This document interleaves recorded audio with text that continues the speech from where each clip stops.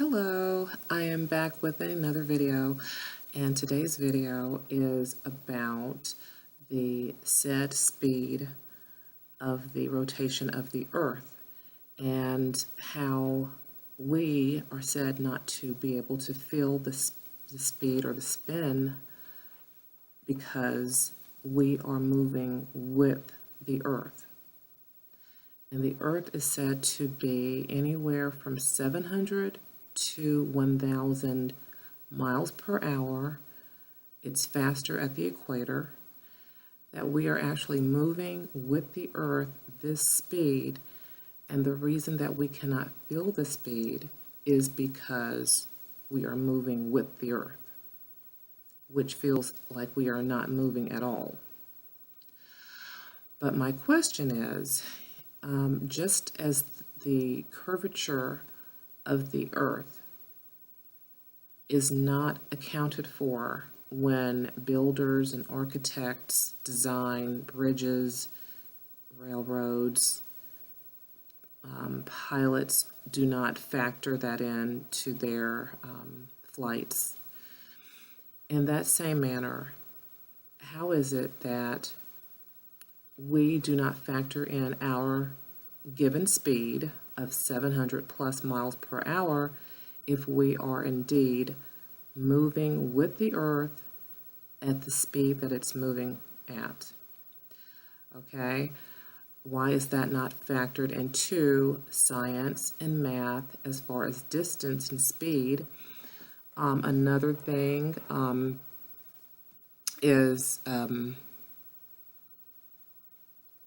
if we are not moving at that speed, then why can't we see the spin? And if we are, what is the question I was going to ask? Oh, yeah, sorry. The first law of motion, the law of inertia, tells us that an object at rest tends to stay at rest, and an object in motion tends to stay in motion. And so, question again is, if we are in constant motion on the Earth, keeping up with the Earth's speed, how can anything on Earth actually be at rest? Either we're in motion constantly or we're at rest, which seems like it negates the first law of motion. And so I have been told that speed does not matter. If we are moving with the Earth, that it's as though we're not moving, and the only thing that matters is acceleration and force. Well, before something can accelerate, the current speed has to be factored into the equation. So again, in math and science, we were never told, okay, you are given a given speed of 700 miles per hour or 700 plus miles per hour. From there, what is the speed or the acceleration? Okay. The other thing I wanted to bring up was a scientist by the name of Auguste Piccard. In August of 1931, the year 1931, he was the first person to reach the stratosphere, and he went in a hot air balloon. I was able to print out a bad copy on the internet because apparently there was only one copy of that book, or not the book, but the publication of the magazine called Popular Science. And this was in 1931, and there was only one copy left. So the guy who purchased it was kind enough to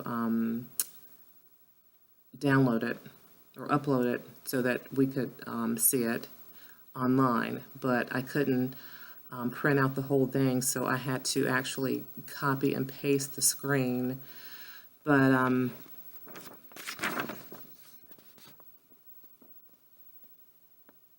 this is kind of what it looks like. This is Auguste Piccard, in 1931. And some of the story is actually cut off, but I did want to read one thing, which was very interesting. First of all, it says for 17 hours, after he left to explore the air of 50,000 feet up, which was almost 10 miles, 17 hours later, after being given up for dead, they returned safely. And this is Auguste Piccard. He was a physicist, as well as Charles Kipfer. Okay, they were both in there together in this ball, which was a part of the balloon. And it says for 17 hours they were given up for dead, but they returned safely from an estimated height of more than 52,000 feet, almost 10 miles, shattering every aircraft altitude record. And when you finish reading through their journey, as far as what they saw, it says it seemed a flat disc. Well, first of all, it says through portals, the observers saw the Earth through copper-colored, then bluish haze. It seemed a flat disc with upturned edge.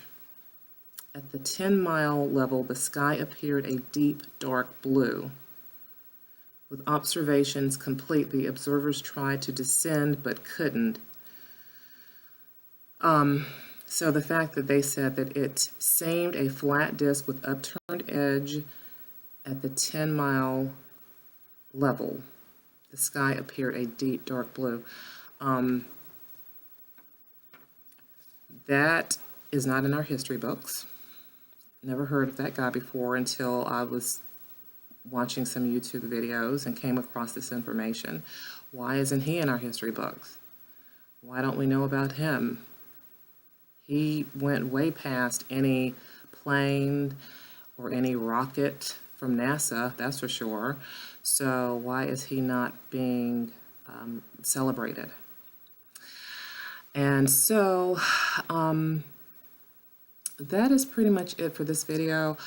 I asked my brother if he could help me to produce better videos, and because these are very, very grainy. I'm using my laptop camera and it's very grainy, so hopefully in future videos I will have a better high definition, crisp look, as well as just better content, and use more, I want to put images in and slides and video clips, things like that.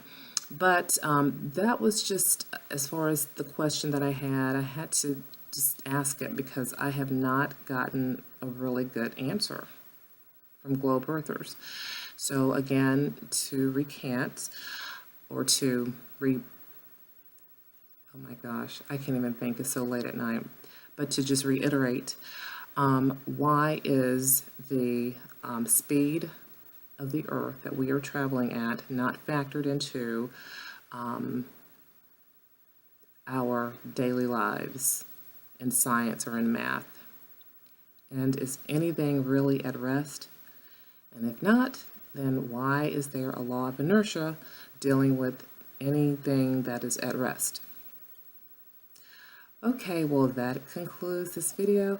Again, thank you for watching, and I hope that you please leave your comments. And if you have any answers to these questions, please feel free to comment below. And again, until next time, take care.